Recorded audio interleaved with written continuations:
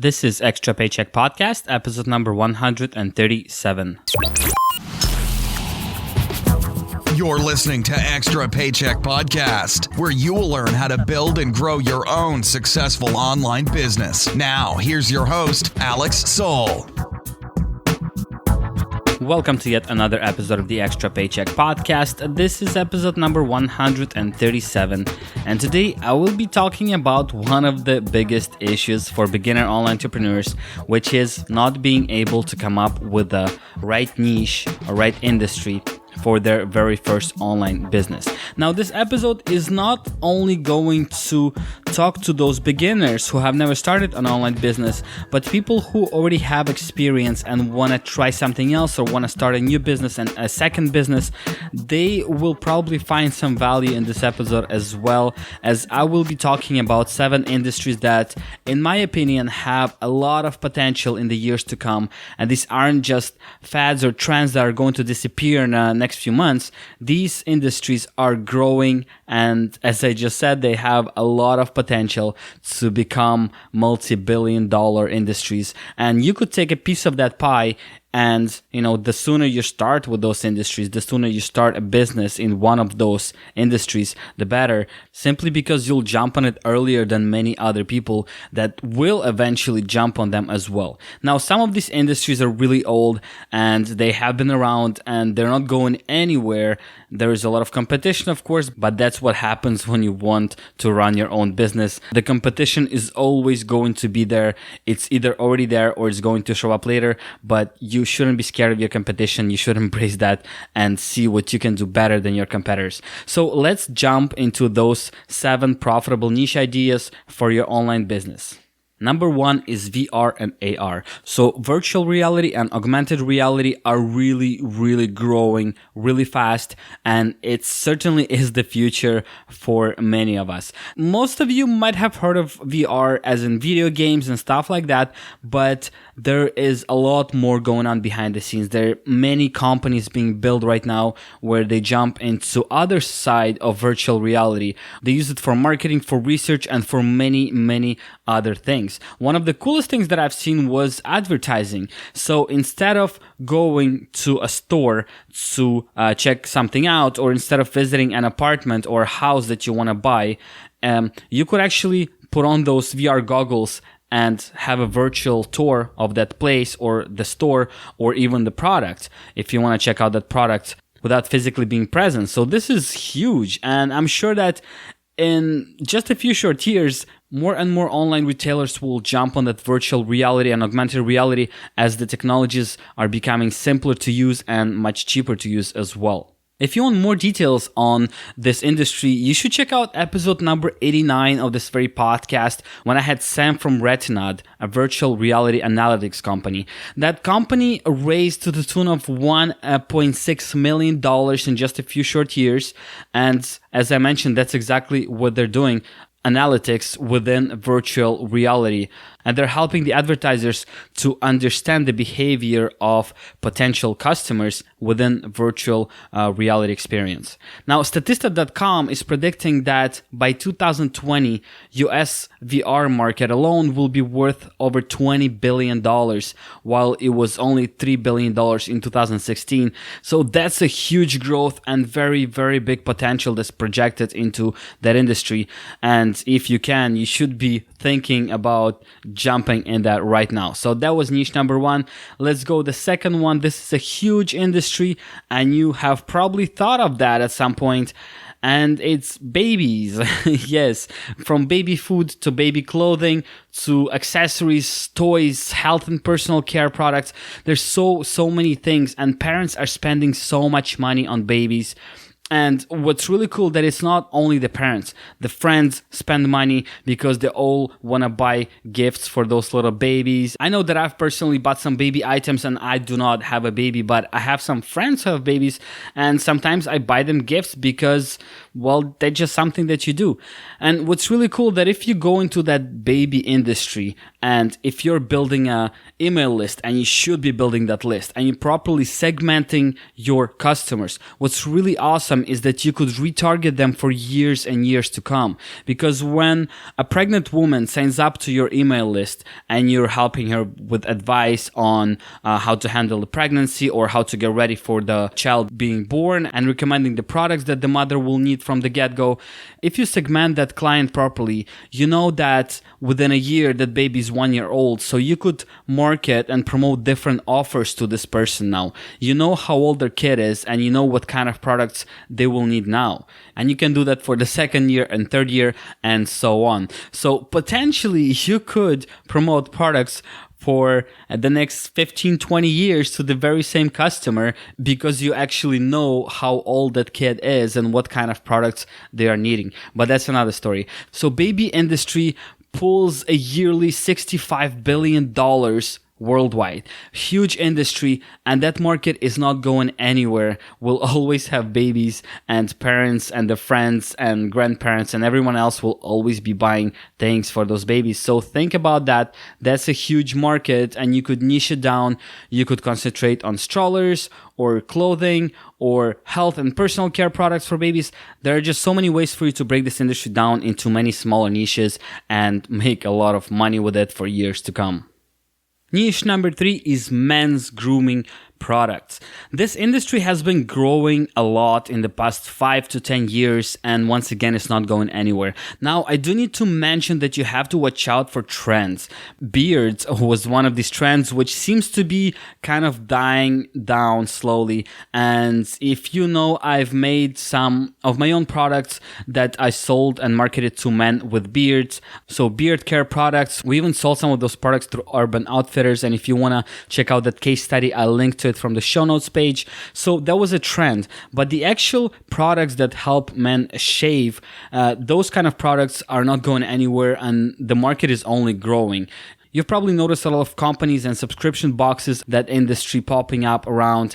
And as I just mentioned, this industry is here to stay because men are taking more and more care of their appearance. So they groom better, they shave better, and they are looking for higher quality products, which means there is a lot of money to be made in this industry. Niche number 4, or should I say industry number 4, is electronic cigarettes. As more and more countries are banning public smoking, electronic cigarettes still have their place, and the popularity is growing for them. Another reason for electronic cigarettes boom is, of course, the rising cost of tobacco, and this is one of the ways to discourage people from smoking. So a lot of people are turning to electronic cigarettes for the simple reason of spending less money. Better health awareness is another reason why people are switching to electronic cigarettes, which so far seem to be a much healthier alternative, or at least less harmful alternative to smoking. And as the demand for such products is growing, so is the supply. There's so many different gadgets being available. There's so many e-cigarette liquids, batteries, holders, packs, and so many different things in this industry that you could market on your website. Now, you have to be a little bit careful with this one, because some countries or some states or some provinces have very specific laws in place, and some of them view electronic cigarettes as tobacco products, and you might not be able to sell or market or advertise tobacco products, meaning electronic cigarettes as well. So you have to make sure that the law wherever you live allows you to do so. And if it does, once again, it's a huge market with a lot of growth that will be happening for the next 5, 10, 20 years. In my opinion, of course.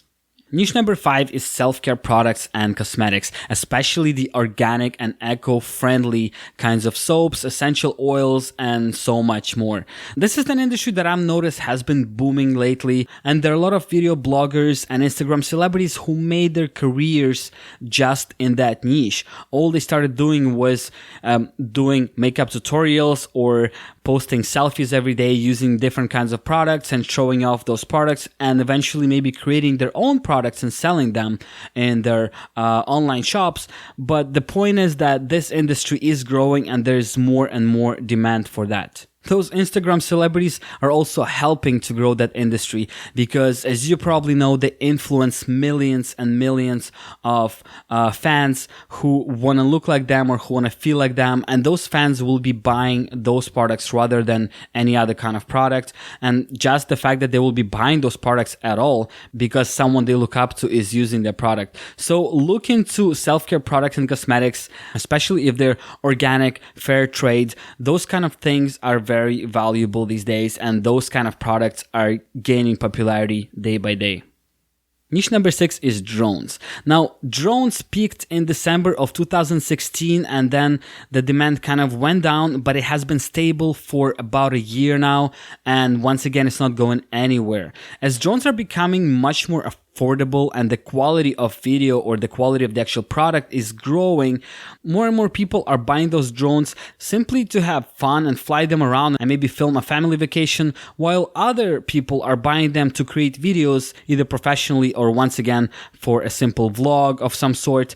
And because they're becoming so much cheaper, more and more people are buying them every single day. I know quite many people that have expensive drones in their personal collection and they are not using them professionally. They're not filming weddings or whatever aerial footage. They're filming stuff for themselves. They simply enjoy playing around with them and filming for their personal pleasure. So that's an industry that's also growing and it's only going to grow. You've probably noticed that some of the most popular drone makers keep developing new drones. They're making them smaller, yet they're making them more stable. They're making them cheaper, and the quality of that video keeps going up and up and up. You could buy 4K drones for under $1,000 these days. So that's a really awesome hobby, and a lot of people are willing to spend a lot of money on such a hobby.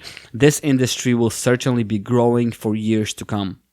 Niche number 7 is streaming devices and devices that control smart home stuff. Things like Echo Dot, Fire TV, Google Chromecast, and many other controllers in that range are gaining a lot of popularity, and more people are buying those gadgets to have around the house because, let's be honest, they're pretty awesome and they make our life easier. Although smart TVs are also popular, you still can't stream everything that you want on a smart TV, and more importantly, you can't stream it the way you want to stream it. This is why those external devices are so popular, and once again, it's another industry that's only going to grow, and there'll be more and more choice. There'll be more and more products for you to promote and to make money off. One last thing that I'd like to mention here is that when you're looking for a niche, make sure this is not a fad, because those die fast. I'd like to give an honorable mention here to fidget spinners, because you wouldn't believe how many people I had contact me and tell me their amazing idea to sell fidget spinners as affiliate marketers and make a whole bunch of commissions on those fidget spinners. Now, of course, I told every single person that it was a bad idea and they wouldn't make any money, that they will simply waste their time trying to promote fidget spinners for many different reasons. One of them, I knew it was a trend that will die really fast. Second of all, most of the fidget spinners are really cheap, which means that you aren't really going to make any commissions on those. Just to share a little more details with you, the fidget spinners appeared kind of out of nowhere in February of this year of 2017. The interest for them peaked in May, but by October of the same year, that interest completely died. There is no more demand. Nobody wants fidget spinners. It was a waste of time for a lot of people who started small blogs or small websites or even online stores trying to promote those. Yes, there are a few online stores that made a lot of money selling fidget spinners, and I'm talking from 6 to 7 figures in short few months. However, the secret here is that those people knew what they were doing, they had experience, and they knew how to act fast. So they found manufacturers within a few days. They had a website set up in a day, and then they were spending money on pay-per-click marketing and other kind of paid marketing to get people to their websites. They did that within days and they started making money. This is how you do it. You can make money with fads. You can make a lot of money with a trend, but you have to jump on it really early and you have to jump on it really fast. You can't spend the next 6 months or 12 months or 18 months building content slowly and hoping that one day your website will pick up. because by that time the trend will be dead and nobody will be searching those keywords on Google and nobody is going to be buying those products. So once again, you could make money with a trend, but you have to act really, really fast. You potentially have to throw some money at it, and you must have experience in doing something similar, or you must at least be in touch with people that can help you take action really, really fast and jump on that opportunity right away. Otherwise, you should stay away from trends and fads and look for industries that are proven or that have a lot of growth ahead of them. I hope you enjoyed today's episode. If you have any niche ideas that you would like to discuss with me, please head over to extrapodcast.com/137. This is where I'll be putting up show notes page for today's episode, and this is where you could ask your questions related to either today's episode or affiliate marketing, online marketing, internet business in general, and I will do my best to answer all of those questions. Also, head over to extrapodcast.com/iTunes in order to subscribe to the show. If you haven't already, please do leave a review and a rating, which will help the show tremendously. Once again, thank you so much for tuning in, and I'll talk to you next Monday.